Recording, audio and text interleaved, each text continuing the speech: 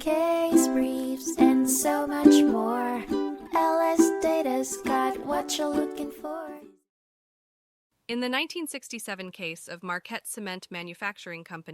v. Louisville and Nashville Railroad, the United States District Court for the Eastern District of Tennessee determined that a party could only seek damages that were foreseeable at the time of the contract when there was a breach.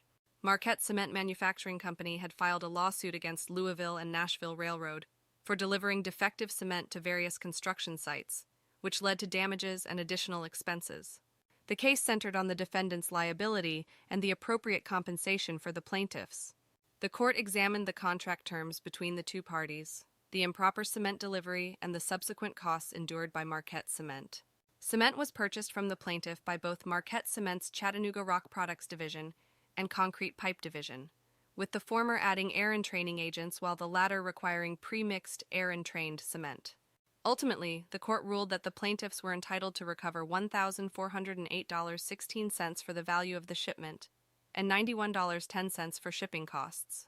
However, the defendant was not held liable for special or consequential damages, such as testing and removing the defective concrete from construction sites, since they did not have reasonable notice or knowledge of the specific circumstances at the time of the contract. The total damages awarded amounted to $1,499.26. Case briefs, and so much more. LSData's got what you're looking for. Visit LSD.law, elevate your mind. Leave the stress of class.